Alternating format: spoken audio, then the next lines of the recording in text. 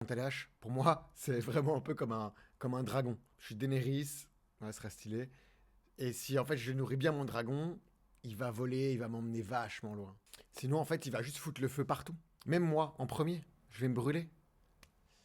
Et la convalescence, c'est dur. C'est une bombe. C'est autant une pépite qu'une arme à double tranchant. Et en fait, j'ai jamais vraiment réussi à vaincre ce dragon. J'ai jamais réussi à vaincre mon TDAH. J'ai appris à lui parler. J'ai appris à le nourrir. À faire équipe avec lui.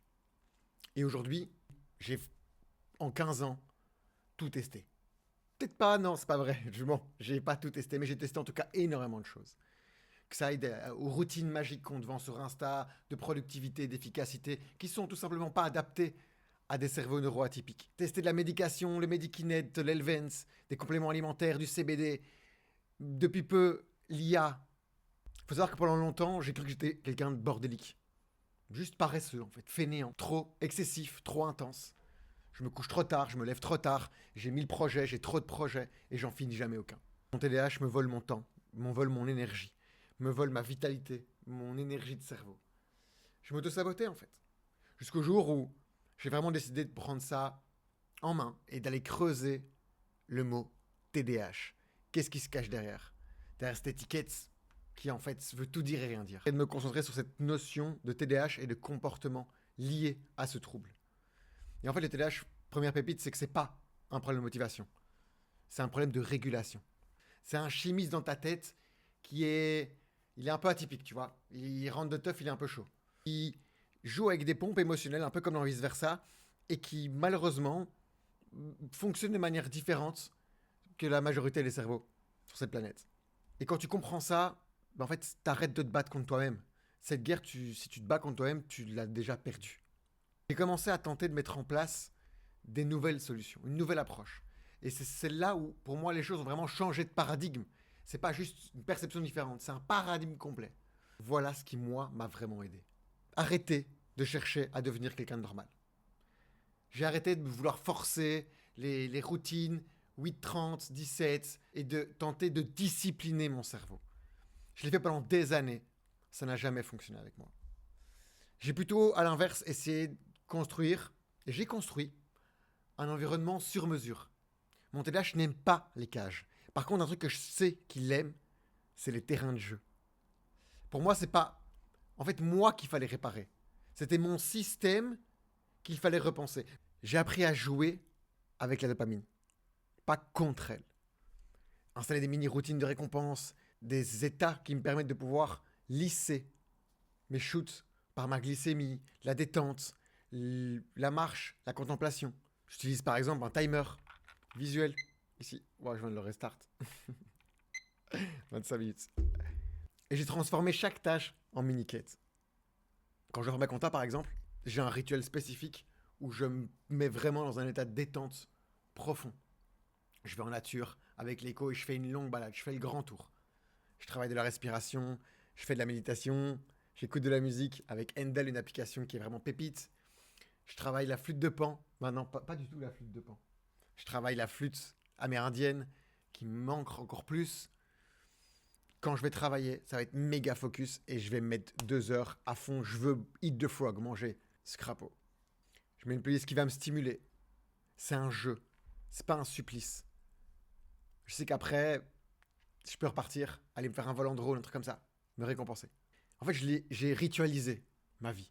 Je l'ai pas routinisé. Le mot routine, un mot qui me débecte. Et en fait, le mot rituel, ça change. C'est un rituel, c'est plus spirituel de manière générale, mais en fait, mes rituels vont. C'est un peu comme si j'avais une carte à rituel et que je piochais dedans ce qui j'avais besoin à un moment donné. Un peu comme si tu jouais avec une Eh oh, oh, oh, Mick, tu vas où là? On a besoin de toi. T'es en train de tourner une vidéo. Mick, tu vas encore perdre le fil. Tu vas oublier ce que tu dis. Reviens ici. Qu'est-ce que tu fais? Allez, viens. Ouais, là, en fait, j'étais en train de partir chercher une manette. C'est un truc de fou, hein. Qu'est-ce que tu fous, gars? Je peux le faire avec une télécommande.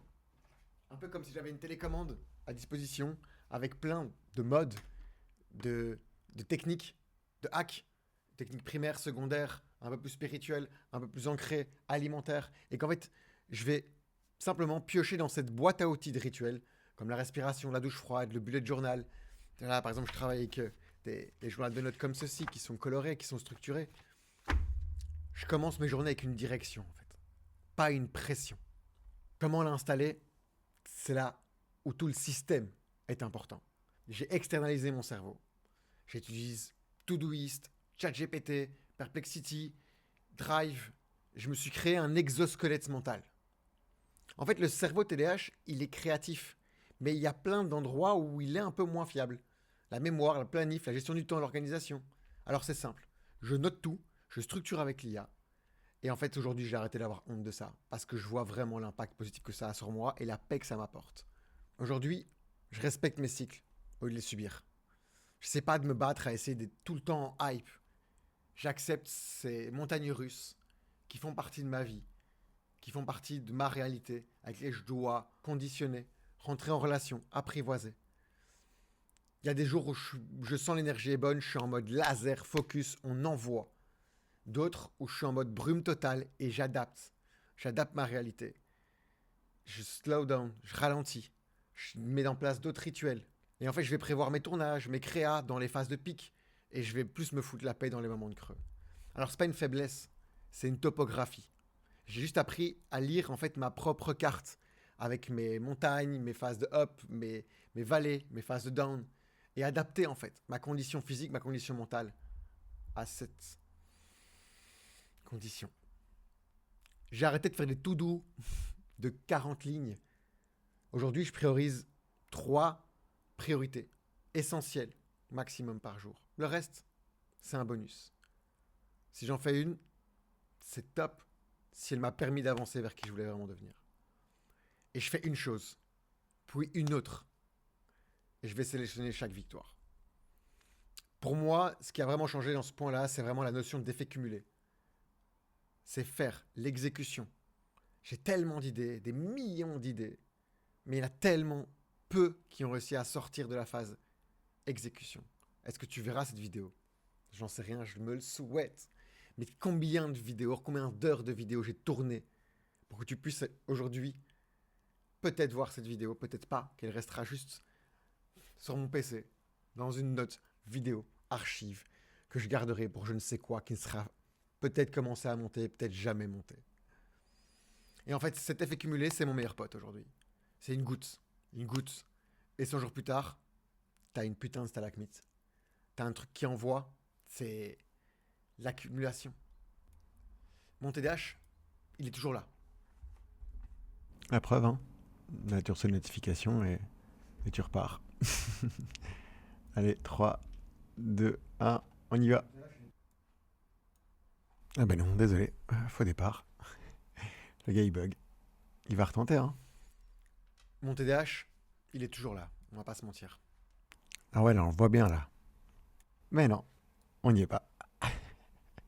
Le blanc. On essaie de redémarrer le moteur, là. Mon TDAH, il est toujours là.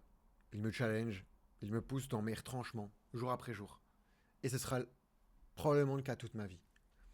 Mais aujourd'hui, j'ai arrêté de vouloir être quelqu'un d'autre. J'ai appris à danser avec le chaos. Sache que t'es pas seul. Mon parcours n'est pas une solution miracle. Mais sache que si ça peut t'inspirer à créer le tien, alors j'ai gagné ma journée. Abonne-toi si tu veux plus de contenu sur comment on transforme le TDAH en force et partage ça à quelqu'un qui vit ce chaos au quotidien. On est une tribu, n'oublie pas.